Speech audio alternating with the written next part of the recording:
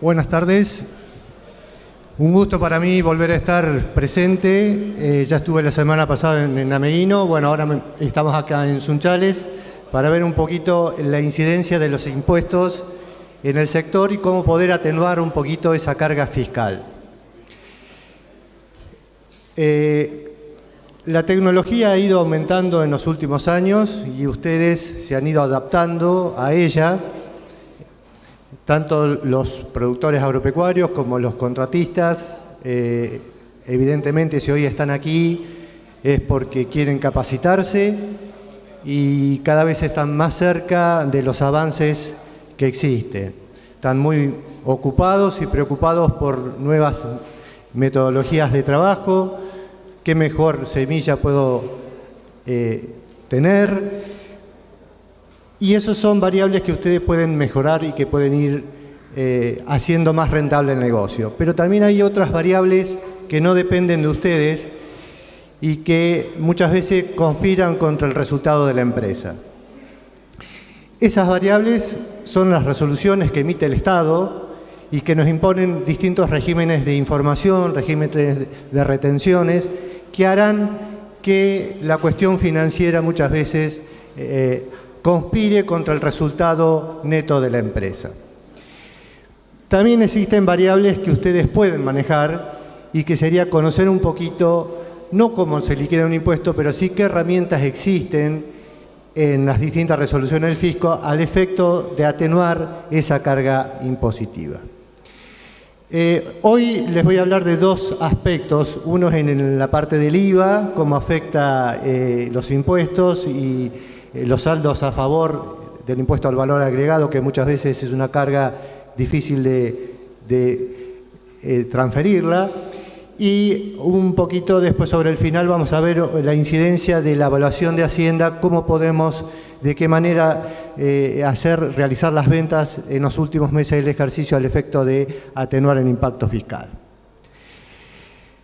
En general, la alícuota del IVA es, según el artículo 28 de la ley, es el 21%, pero en el sector agropecuario tenemos una diferenciación que sería el 50% de esa alícuota, es decir, el 10,5% para distintas ventas. La venta de animales, bovinos, y también el tema de los granos es la otra parte importante para ustedes saber que está grabado al 10,5%. También la ley en su artículo 28, en su inciso B, ¿qué ha hecho? Ha establecido esa alícuota diferencial para distintas locaciones y prestaciones de servicios. Y aquí quiero hacer una aclaración que muchas veces se pasa por alto y luego puede tener alguna consecuencia, sobre todo para aquellas empresas que hacen servicios, por ejemplo, una pastura en una explotación de tambo, que muchas veces por error de este artículo creemos y lo facturamos al 10,5%, y hay que tener cuidado porque eso está grabado al 21%. Lo que sucedería en este caso que el contratista que factura y que haya facturado el 10,5%, cuando en realidad corresponde el 21%, ante una inspección del fisco, y sobre todo si sucede varios meses después que ocurrió el servicio, va a tener que afrontar con ese 10,5% que en su momento no cobró a su cliente. No solo el 10,5%, sino que tendrá que tributar los intereses y probablemente una multa. Eso era un poquito como aclarar, porque hay algunos productores que ya varias veces me han dicho, pero ¿cómo puede ser si el artículo de la ley me menciona que es al 50%? Sí, hay un dictamen de AFIP, que es el pensamiento de AFIP, un dictamen de asesoría técnica, que ya ha establecido desde hace muchos años, el año 99, que este tipo de servicio, cuando es una explotación de tambo, debería estar al 21%. Entonces al productor se le generan saldos a favor en el IVA, y esos saldos a favor es dinero que tiene acreditado, pero no en su cuenta bancaria, sino en una cuenta fiscal del Estado, que podrá usar en algún momento. En esta Argentina que estamos viviendo con mucha inflación, a medida que pasa el tiempo, esos saldos se van licuando. ¿Y esos saldos por qué se producen? Porque el productor agropecuario muchas veces, en muchos servicios, en las semillas, por ejemplo, que compra, tiene alícuotas del 21%, cuando luego vende su ganado, cuando vende sus granos, está grabado al 10,5%. Entonces ahí se empieza a ocurrir una diferenciación de alícuotas. Más allá de las retenciones que también sufre y que le generan saldos a favor.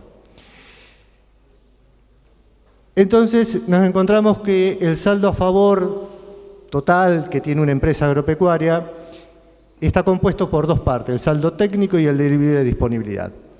El técnico es el que surge simplemente de la diferencia del crédito que pagamos, del IVA que pagamos con las compras o los gastos, y la diferencia con el IVA que cobraríamos por las ventas que tenemos de nuestros productos. Y aquí este saldo técnico es un gran problema para el productor. ¿Por qué? Porque no permite compensar más que sobre su propio impuesto. Quiere decir que si yo mantengo un saldo a favor, cualquiera sea el número, 100.000 o 1.000.000, no voy a poder hacer más que esperar hasta el mes siguiente para empezar a compensarlo o atenuarlo. Y esto me puede llevar mucho tiempo y quizás a lo mejor nunca llegue a atenuarlo o a llegar a valor cero. Con lo cual, habría algunas actividades que podría realizar el productor agropecuario que ayudarían a atenuar, a morigerar este saldo a favor que tiene. Por ejemplo, lo que les decía hace un ratito, prestando servicio a la tasa general, es decir, una siembra en una explotación tambera. Vendiendo fardos y rollos, eso también hay un dictamen del fisco que estableció que esto, como es una tarea posterior a la cosecha, tiene que estar grabado al 21%. Es decir, al realizar estas tareas ya va a estar cobrando un 21% en el IVA y de esta manera va a estar bajando o achicando ese saldo a favor que mantiene desde hace mucho tiempo. También podría realizar algún tipo de tarea de fletes. Yo sé que es cierto, realizar una tarea de flete conlleva un trabajo extra. A lo mejor tenemos que disponer de un camión, de un chofer, las cargas sociales y todo lo que ello implica. Pero habrá que evaluar si el verdadero ingreso que me produce la facturación al 21% por estos fletes se justifican de poder completar mi actividad puramente agropecuaria con una actividad que me ahorre parte de ese IVA. Otras tareas grabadas al 21% podrían ser la venta de cerdos y aves. También aparcerías, en el caso de las aparcerías es muy común que los dos aparceros pongan algo de o semillas o fertilizantes, pero bueno, si en este caso uno de los aparceros, el titular del inmueble rural, solamente aporta al inmueble, no va a generar en ningún momento crédito fiscal porque no va a tener ningún tipo de compra. Cuando venda, sí va a vender al 10,5, pero como no tuvo ningún tipo de compras, no se le generan saldos de crédito fiscal. La hotelería de Hacienda también están cobrando un servicio al 21% por el engorde de un animal que ustedes lo reciben por un breve lapso para formar quilaje. Los contratos de pastaje, aquí lo que hay que tener especial atención es que lo que estaría haciendo es alquilando el pasto para que el ganado engorde, es decir, ese es un alquiler que estaría grabado al 21% o es una venta de pasto al 21%, hay que pensarlo de esa manera. Los contratos de maquila sería otra opción, que muchas veces hablamos de maquila o fazón en forma indistinta. Son dos cosas que se parecen porque lo que entregamos son nuestros productos primarios para industrializarlos y luego venderlos industrializados. La diferencia entre maquila y fazón sería que cuando el productor entrega los granos al fazonero, este le va a cobrar por el servicio un 21% en el momento que le entregue el producto terminado. Luego el productor venderá ese producto industrializado en otro momento posterior. El contrato de maquila, la diferencia está en la generación del hecho imponible del IVA, es decir, la entrega del productor al industrial para que realice la maquila, y luego cuando el producto vuelve ya industrializado al productor, eso no genera en ningún momento ni entrada ni salida de IVA, es decir, ni crédito fiscal ni débito fiscal. Solamente va a generar ese débito fiscal cuando el productor venda el IVA. Esto sería entonces algunas de las actividades que podríamos desarrollar para tratar de eliminar o atenuar el saldo técnico de IVA. Lo que habría que tener presente con esto, que en el caso de productores agropecuarios que están con el IVA anual, cualquiera de estas actividades haría eliminar la posibilidad de seguir siendo IVA anual. Bueno, esto tendrá que ver el productor si le conviene o no, porque a lo mejor sí, soy IVA anual, pero ¿para qué quiero ser IVA anual si tengo un saldo a favor que sigo arrastrando mes a mes, año a año, y a lo mejor creo que es un beneficio ser IVA anual y en realidad no estoy obteniendo ningún beneficio? Al contrario, me estoy quedando con un saldo a favor que no lo puedo transferir a nada. El otro tema serían los saldos de libre disponibilidad. Esto sí es un poco más fácil, la posibilidad de utilizarlos. Son los que se generan estos saldos a favor en el IVA, producto de las retenciones, percepciones y pagos a cuentas que tiene el productor por sus actividades. ¿Qué alternativas tenemos? Bueno, son bastantes. Una alternativa es solicitar la exclusión. El productor puede solicitar la exclusión por 6 meses en el caso que le esté generando continuamente saldos a favor. Para todo ello hay una resolución emitida por el fisco donde hay que cumplir una serie de requisitos y si se cumplen todos ellos, AFIP aprobaría esa exclusión por 6 meses. Quiere decir que durante 6 meses no tendría este tipo de retenciones. Quizá lo más fácil y lo que ustedes harán continuamente es la compensación con otros impuestos, vale decir, si tienen un saldo a favor de IVA y a lo mejor tienen que pagar ganancias o un anticipo de ganancias, pueden compensar contra otros impuestos. También existe la posibilidad de devolución. Entre uno de los problemas que ha ocurrido, que sigue ocurriendo, uno de los tantos que tenemos esta actividad, son los valores que han sido olvidados en el tiempo. ¿Por qué? Hablo por este caso de los 20.000 pesos. Tanto esto de los 20.000 como un montón de otros parámetros que han quedado desde hace 10, 12, 14 años sin modificaciones, conspira un poco contra este solicitud de devolución porque podría hacerlo solamente cuando el saldo sea inferior a 20.000 pesos. En el caso que superara esos 20.000 pesos, no podría solicitar este tipo de devolución. Pensemos que esto está ya desde hace más o menos 9 años. Quiere decir que si nosotros actualizáramos este importe, tendríamos que multiplicar aproximadamente por 10. Hay una alternativa más que es muy poco usado y quizá es muy poco usado porque no se conoce tanto y por otro lado porque AFIP pone un freno en esto, que es la transferencia a otros contribuyentes. Es decir, si el productor agropecuario tiene un saldo a favor de libre disponibilidad de IVA que no va a usar o que lo va a usar dentro de a lo mejor de 6 o 8 meses, puede llegar a transferirlo a otro productor que necesite ese saldo para pagar impuestos. Esa transferencia está reglamentada por una resolución de AFIP del año 2003. Bueno, hay todo un mecanismo que si se cumple con ese mecanismo debería ser muy sencillo esa transferencia a un tercero. El inconveniente de esto es que AFIP pone un reparo diciendo que solamente se podrá transferir ese saldo siempre y cuando no provenga de alguna declaración jurada rectificativa de IVA. ¿Qué quiere decir? Que si yo traslado un saldo a favor que proviene a lo mejor de un periodo donde hay declaraciones juradas rectificativas, no me lo va a permitir.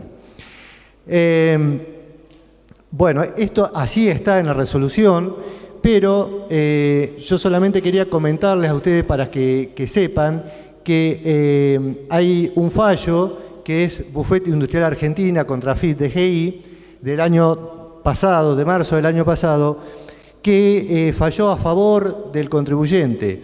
¿Por qué? Porque la Corte Suprema dijo, si los saldos a favor existen y son legítimos, nada tiene que ver que en la declaración jurada existe una rectificativa, porque me pude haber equivocado, porque no llegué a tiempo y no la presenté o presenté con errores y luego la presenté correctamente. Mientras estos saldos existan y sean legítimos, no habría inconveniente para transferir.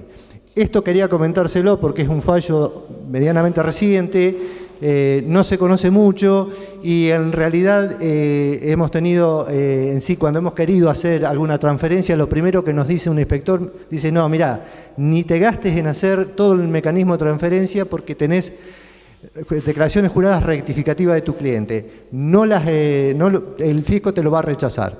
Bueno, sepan que pueden, al menos en la primera charla con el inspector, poder decirle, miren que hay un fallo que beneficia al contribuyente y dijo que mientras los saldos a favor existen y sean legítimos, se puede transferir. Esto no quiere decir que AFIP lo deniegue. Luego tendrán que ir y seguir pleiteando con el fisco para lograr estas transferencias. Pero es muy probable que ahora, al tener un fallo, esto sea mucho más fluido. Por último, con el tema de saldos a favor de IVA, lo único que quería comentarles es lo que les pasa al productor granario, que es la venta del IVA, la retención que debería el fisco devolvérsela en 45 días aproximadamente. Esto se ha ido demorando y se ha ido demorando de mes a mes y hoy nos encontramos con productores que tienen más de un año o incluso un año y medio de saldos a favor, productos de la venta de granos que no han sido acreditados en su cuenta corriente. Lamentablemente, para hacerse de ese dinero y que se lo va a recibir entre 50 y 60 días desde que inicie el primer paso, que es el pronto despacho en la agencia donde se encuentra inscripto, no le queda otra que presentar este pronto despacho, esperar 15 días hábiles y luego ir al Tribunal Fiscal con un recurso de amparo. Lamentablemente no deberían llegar a esta situación porque esta situación va a tener un costo para ustedes del profesional que les realice esta tarea y en realidad en la propia resolución de AFIP está plasmado que debería ser devuelto por el fisco. Esto en cuanto al tema IVA, quería comentarles las cuestiones para tratar de eliminar los saldos a favor de libre disponibilidad y ver qué podemos hacer con los saldos técnicos de IVA, cómo podemos mejorarlos o atenuarlos. Sé que ahora tienen que ir a almorzar, así que voy a ser muy breve con la segunda partecita, que es el tema de del tema ganadería, de cómo la evaluación de existencia. Estas diapositivas yo se las dejo acá a Diana, así que después cualquiera de ustedes se la pide, por si lo quieren chequear, y cualquier inquietud me hacen llegar un mail que gustosamente les responderé las dudas que puedan surgir de todo este trabajo. Pasamos entonces al tema de evaluación impositiva. Porque acá, como decía al principio, hay variables que ustedes no pueden manejar. Si AFIP ha decidido hace 14 años no modificar los mínimos o ha decidido no modificar la escala del impuesto a las ganancias, nada van a poder hacer ustedes. Pero sí habrá otras variables que quizá puedan utilizar, que sería elección del tipo de hacienda a vender o del momento de hacienda a vender para achicar ese impuesto a las ganancias. Imaginemos que en el año 2000 fue la última vez que se cambió la famosa tablita de Machinea que estableció escalas progresivas en el impuesto a las ganancias del 9% al 35%. Quienes más ganaban, más pagaban. Desde ese año a hoy no se ha modificado nunca, están los mismos valores. Hemos hecho un breve estudio de distintas variables, tanto del agro, de la ganadería, como también variables de otra industria, y esto aproximadamente tendríamos que multiplicarlo por 11 o por 17 veces. Quiere decir que la escala máxima que establece por encima de los 120.000 pesos tributar el 35% en el año 2000, hoy tendría que ser por lo menos 1.200.000, 1.500.000, y sigue estando en 120.000 pesos. Quiere decir que lo que hizo el fisco con esto fue llevar a todos ustedes de una tasa, no digo del 9, pero a lo mejor todos en el año 2000 estaban en una tasa del 12, 15, 18%. Hoy seguramente, se los dirán sus propios contadores, ustedes deben caer casi con seguridad, les diría, en la escala del 35%. Entonces esas son las variables que ustedes no pueden manejar porque están y no van a cambiar ustedes la ley. Hasta que no haya una verdadera reforma tributaria, esto va a seguir. Con lo cual, ¿cuál sería lo que ustedes pueden manejar? Bueno, en establecimientos de invernada la evaluación es valor de cierre de ejercicio menos gastos de venta. Aquí no hay mucho por hacer. Pero sí, en el caso de establecimientos de cría, sobre todo en la parte tambera, es tratado como establecimiento de cría, tenemos que tener en cuenta cómo se evalúa la hacienda y en qué momento hacer la venta. ¿Por qué? Porque las haciendas, la hacienda hembra-vientre está evaluada a costo fijo. ¿Eso qué quiere decir? Que va a estar evaluada al costo de la primer compra que hicieron ustedes cuando empezaron a hacer cría o cuando se transformaron en productores tamberos. Por más que haya nacimientos, por más que haya alguna compra, va a quedar siempre evaluada al costo fijo. Y la hacienda, el resto de la hacienda está evaluado a algo que establece la ley como costo estimativo por revaluación anual. ¿Esto qué significa?